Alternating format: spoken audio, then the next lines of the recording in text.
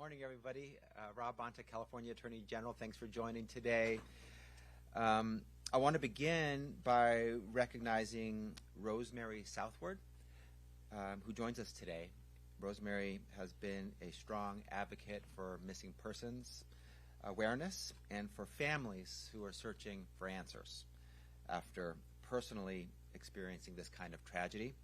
We're grateful for her courage, her strength, her advocacy, and her willingness to help ensure other families feel seen and feel and are supported.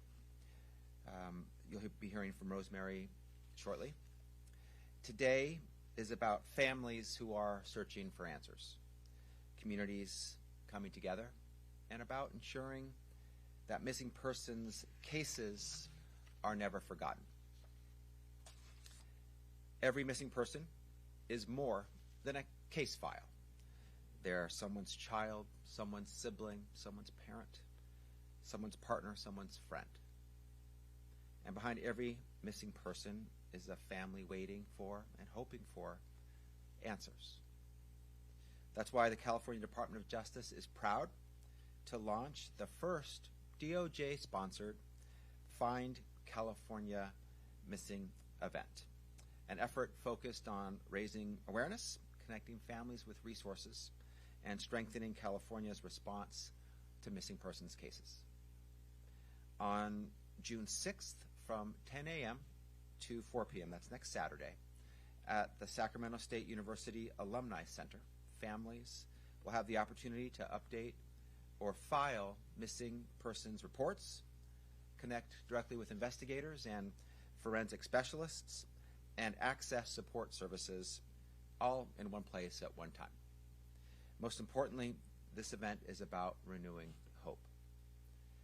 For more than 40 years, the California Department of Justice's Missing and Unidentified Persons Section, MUPS for short, has worked alongside law enforcement agencies and families to help identify and locate missing individuals across our state.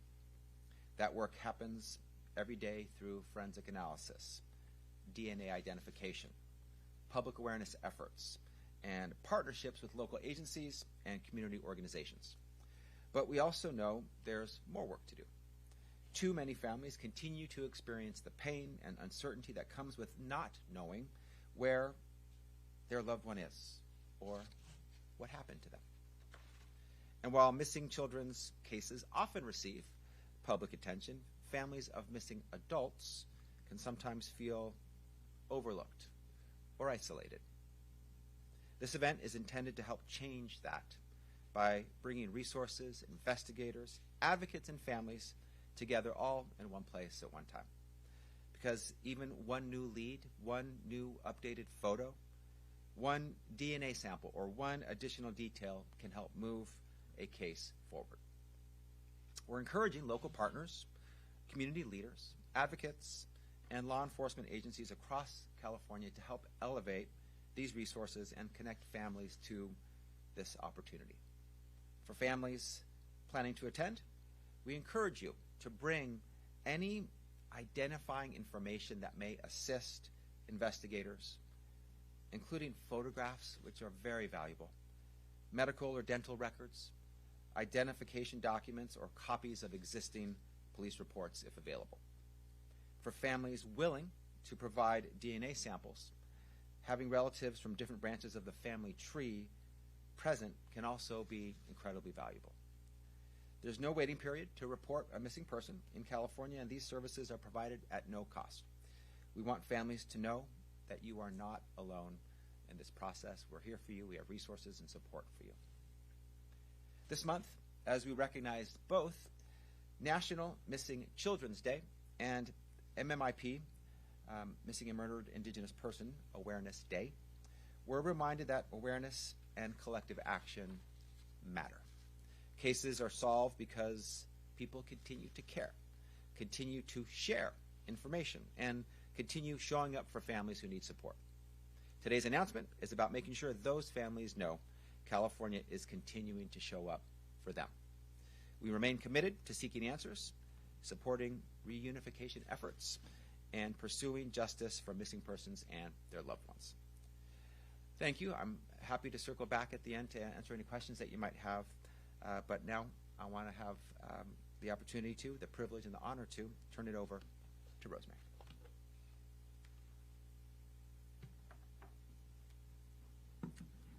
Thank you, Attorney General Bonta, for the opportunity to speak to you today from the perspective of a family member of a long-term missing person.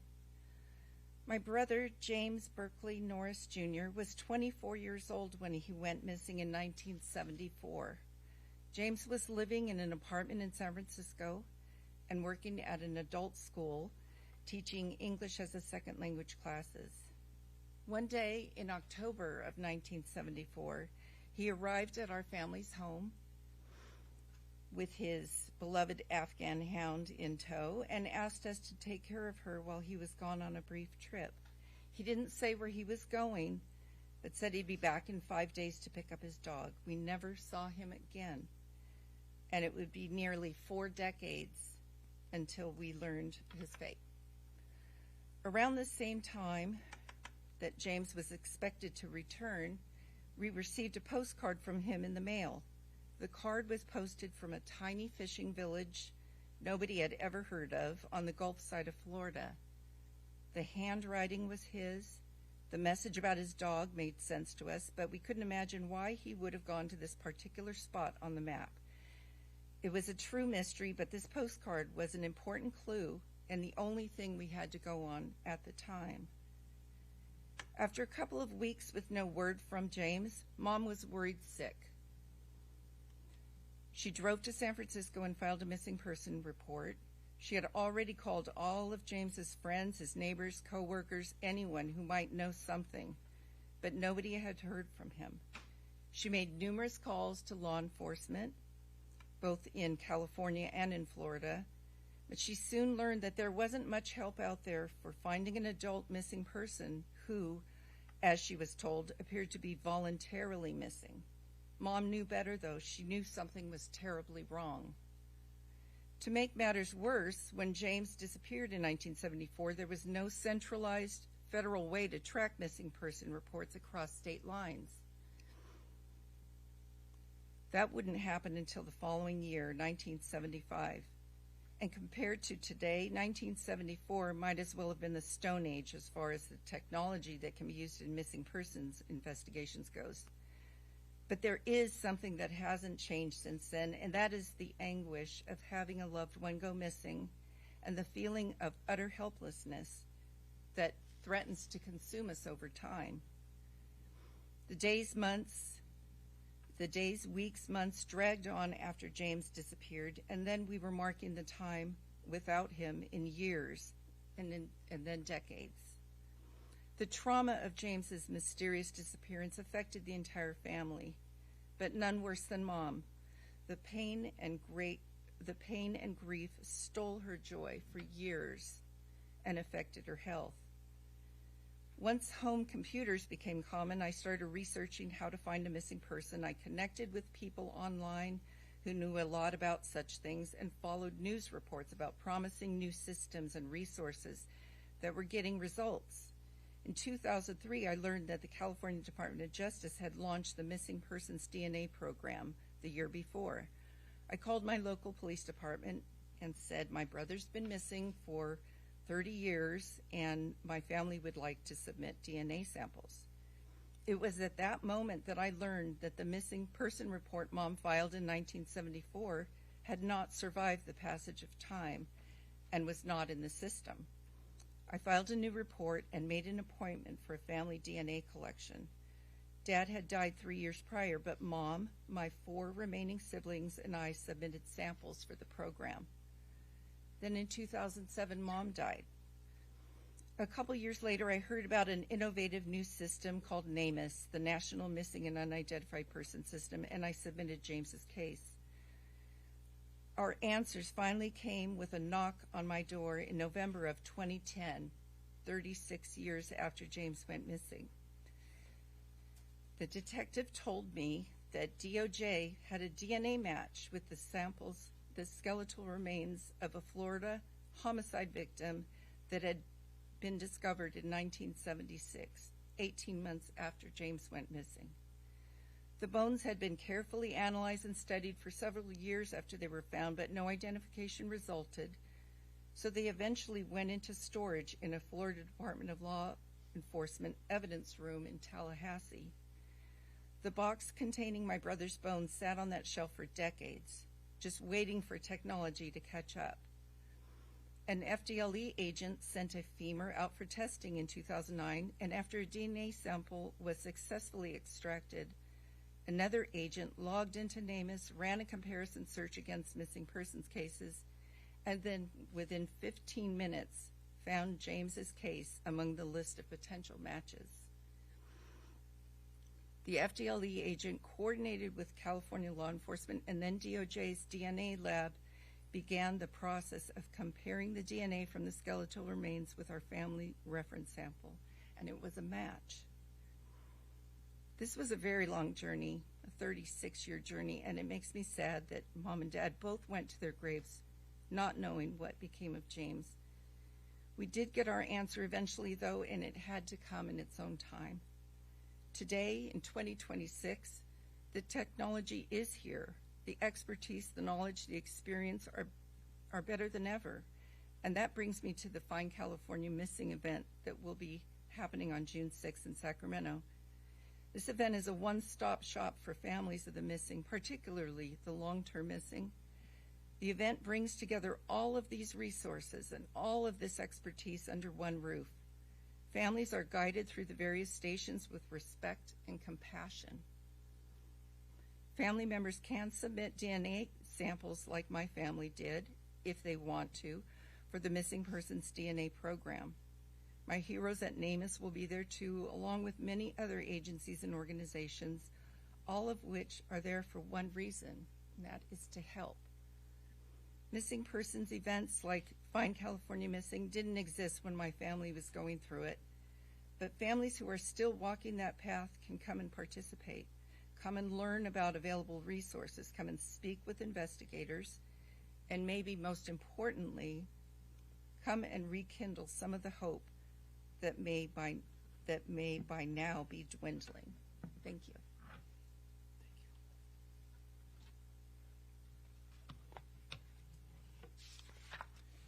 Thank you, Rosemary. And a couple additional points I want to make. To the points Rosemary made, technology has advanced. There's more opportunity to get answers. We want to make sure that folks continue to have hope about the possibility of finding answers and to provide us with any information that they have to help us help them find answers. And so we encourage participation in our event next Saturday. I want to make a point about the DNA that families can share that can help get answers. That DNA, to be absolutely clear, can only be used to help identify a missing family member.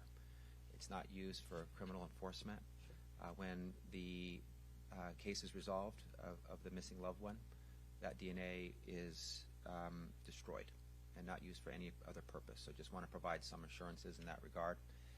Unfortunately, missing persons continues to be an ongoing tragedy and challenge in California. Last year, California DOJ shared information on our website of over 1,500 missing persons.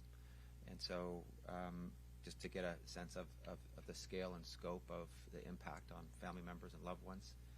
And for those who can't attend in person the event in Sacramento next Saturday, you can contact us at missing.persons@doj.ca.gov, and we can provide you assistance wherever you are, knowing that you might not be able to attend in person. But if you can, please know we'll be there, ready to see you, happy to see you and assist you, provide support and care and information, and hopefully answers.